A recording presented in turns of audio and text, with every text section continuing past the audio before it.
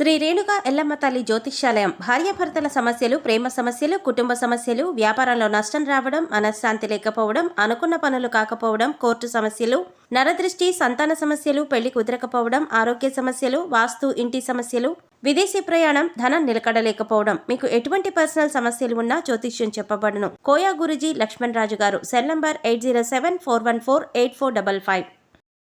ఓం శ్రీ మాత్రే నమః. ఛానల్లోకి స్వాగతం అండి. మేషరాశి వారు చేయవలసిన పూజ ఒకటి మిగిలిపోయింది. అందుకే లైఫ్ సెటిల్ కావట్లేదు. అయితే ఈ రాశివారు ఎటువంటి ఫలితాలను పొందబోతున్నారు?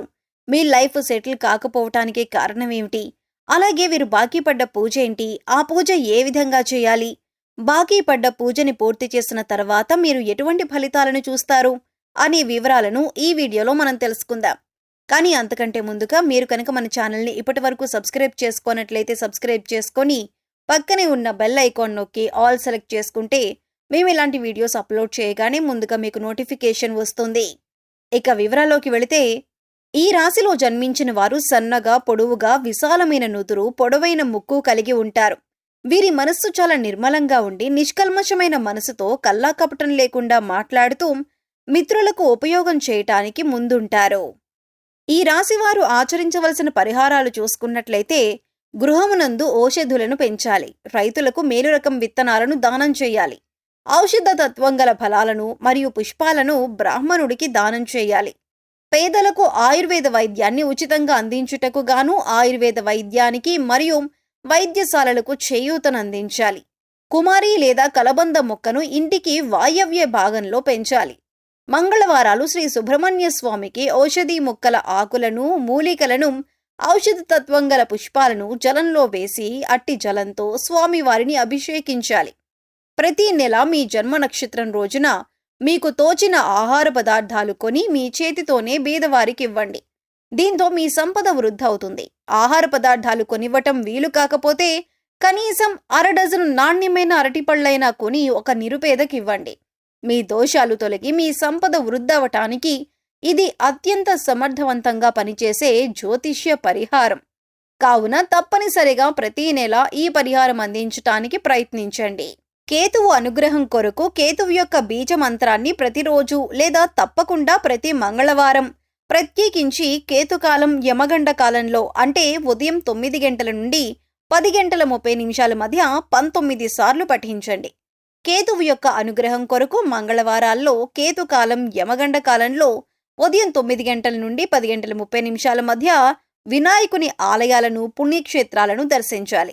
ఆలయంలో కొబ్బరికాయ, అరటిపళ్ళు, పూలు, అగరబత్తి, కర్పూరం వంటివి సమర్పించి కేతువు యొక్క అనుగ్రహం మరియు అనుకూలత కొరకు ప్రార్థించాలి. కానుకలు సమర్పించాలి. వినాయక మంత్రాలు, స్తోత్రాలు పఠించాలి. సంకష్ట నాశన గణేశ స్తోత్రం, శ్రీ గణపతి అథర్వశీర్ష స్తోత్రం పఠించాలి. మంగళవారాల్లో మరియు ప్రతి నెల ఆర్ద్ర నక్షత్రం ఉన్న రోజుల్లో ఓం రుద్రాయ నమః అనే మంత్రాన్ని 108 సార్లు పఠించాలి. ప్రత్యేకించి మంగళవారాల్లో, కేతుకాలం సమయంలో, ప్రతి నెల ఆర్ద్ర నక్షత్రం ఉన్న రోజుల్లో శివాలయానికి వెళ్లి శివుని ముందు ఈ మంత్రాన్ని పఠించటం మరింత శుభప్రదం.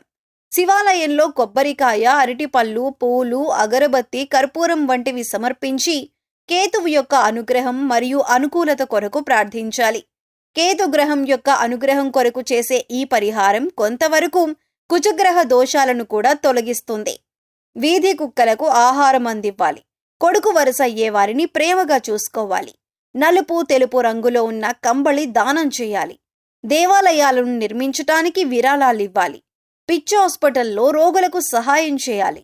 ఉలువలతో చేసిన ఆహార పదార్థాలు పేదలకు పంచాలి. ఉలువలను నీటిలో నానబెట్టి గోవులకు తినిపించాలి. మంగళవారం నాడు నియమంగా ఉండాలి. మంగళవారం రోజున ఉపవాసం కూడా ఆచరించవచ్చు. కేతువు యొక్క అనుగ్రహం కొరకు మంగళవారాలలో సాంబ్రాణి, నువ్వుల చెట్టు ఆకులు, మారేడు పట్ట, ఏనుగుదంతం వీటిలో మీకు లభించిన వాటిని నీళ్లల్లో వేసి కాచి ఈ నీటితో స్నానం చేయాలి.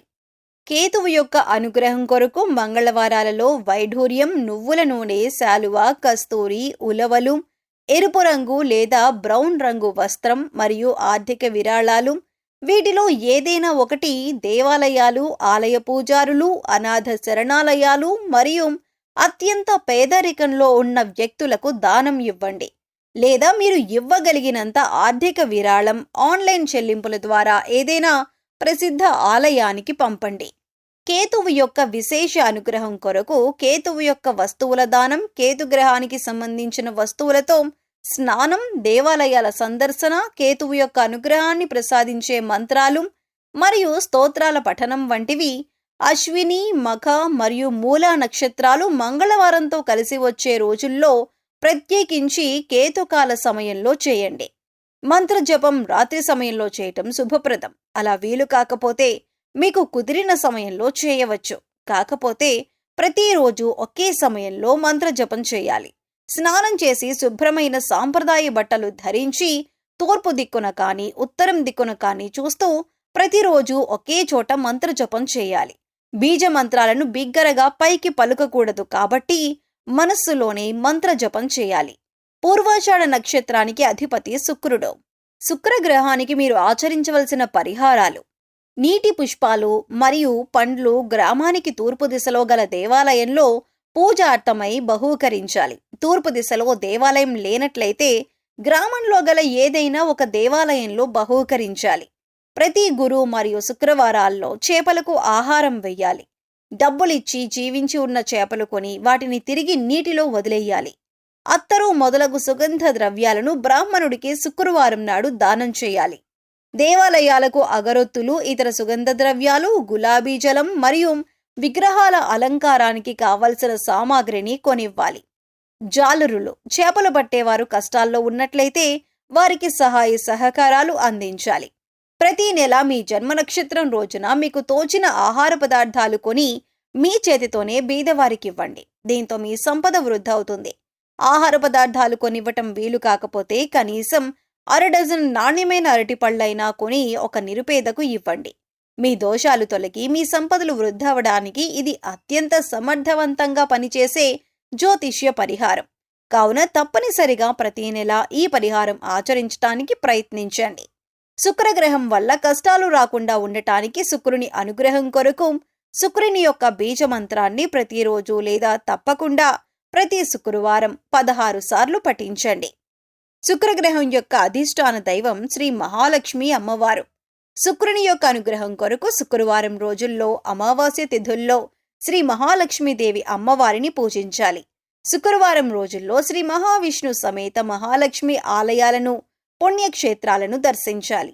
ఆలయంలో కొబ్బరికాయ, అరటిపళ్ళు, పూలు, అగరబత్తి, కర్పూరం వంటివి సమర్పించి శుక్రుని అనుగ్రహం కొరకు ప్రార్థన చేయాలి.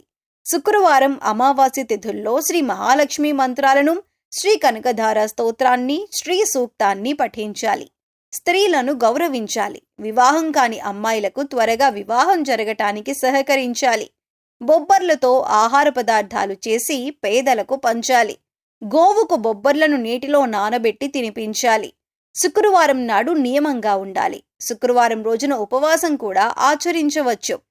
శుక్రగ్రహ అనుగ్రహం పూర్తిగా లభించటం కొరకు శుక్రగ్రహ మంత్రాన్ని ప్రతిరోజు లేదా తప్పకుండా ప్రతి శుక్రవారం 16 సార్లు పఠించండి.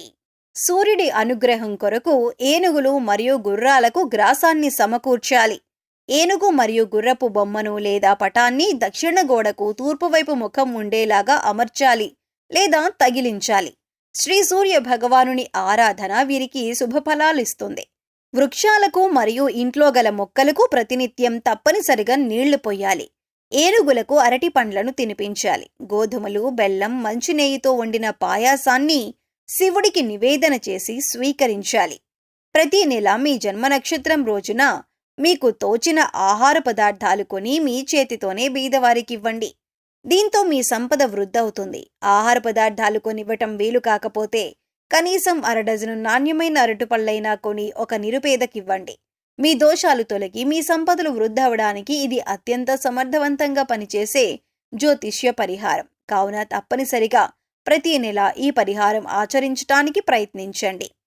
సూర్యుని అనుగ్రహం కొరకు శివాలయాలను, శివుని పుణ్యక్షేత్రాలను ఆదివారాలు దర్శించండి. కొబ్బరికాయలు, అరటిపండ్లు, పూలు, అగరబత్తీలు, కర్పూరం మొదలైన వాటిని దేవాలయాలలో సమర్పించి సూర్యగ్రహ అనుగ్రహం కోసం ప్రార్థించండి. సూర్యుని అనుగ్రహం కొరకు ప్రతి ఆదివారం శివుని మంత్రాలు, రుద్ర మంత్రాలు, శ్రీ ఆదిత్య హృదయ స్తోత్రం మరియు శ్రీ రుద్రాష్టకం తప్పకుండా పఠించండి. సూర్యుని అనుగ్రహం కొరకు ఆదివారాలలో కుంకుమ పువ్వు, రక్తచందనం, మణిశిల, యాలకులు, దేవదారు, వట్టివేళ్లు, యష్టిమధుకం, ఎర్ర పుష్పాలు, ఎర్ర గన్నేరు పువ్వులు వీటిలో మీకు లభించిన వాటిని నీళ్లల్లో వేసి కాచి ఈ నీటితో స్నానం చేయాలి. ఆదివారాల్లో ఎరుపు మరియు కాషాయ రంగు దుస్తులు ధరించాలి. సూర్యుని అనుగ్రహం కొరకు శుభతిథి ఉన్న ఆదివారాల్లో గోధుమలు, బెల్లం, ఖండచక్కెర, కంచు, రాగి, రక్తచందనం, పద్మములు మరియు ఆర్థిక విరాళాలు వీటిలో ఏదైనా ఒకటి దేవాలయాలు, ఆలయ పూజారులు, అనాథ శరణాలయాలు మరియు అత్యంత పేదరికంలో ఉన్న వ్యక్తులకు దానమివ్వండి. సో చూశారు కదండి, ఈ రాశి వారికి కెరీర్ల అభివృద్ధి పొందటానికి, అలాగే మీరు తలపెట్టిన ప్రతి పని పూర్తవ్వటానికి, ప్రతి విషయంలో ముందుండటానికి ఈ రాశివారు ఏ పూజ చెయ్యాలి, ఈ రాశివారు బాకీ పడిన పూజ ఏంటి, ఆ పూజ ఎలా చేసుకోవాలి అనే అంశాలను ఈ వీడియోలో మనం వివరంగా తెలుసుకున్నాం కదా. ఈ వీడియో మీకు నచ్చినట్లయితే లైక్ చేయండి. మీ ఫ్రెండ్స్ అండ్ ఫ్యామిలీ మెంబర్స్లో ఎవరైనా మేషరాశి వారు ఉన్నట్లయితే వారితో ఈ వీడియోను షేర్ చేసుకోవటం మర్చిపోకండి. అలాగే ఇప్పటి వరకు మన ఛానల్ని మీరు ఇంకా సబ్స్క్రైబ్ చేసుకున్నట్లయితే సబ్స్క్రైబ్ చేసుకొని పక్కనే ఉన్న బెల్ ఐకాన్ నొక్కి ఆల్ సెలెక్ట్ చేసుకుంటే మేము ఇలాంటి వీడియోస్ అప్లోడ్ చేయగానే ముందుగా మీకు నోటిఫికేషన్ వస్తుంది. మరో చక్కటి వీడియోతో మళ్ళీ కలుసుకుందామండి. ఓం శ్రీ మాత్రే నమః.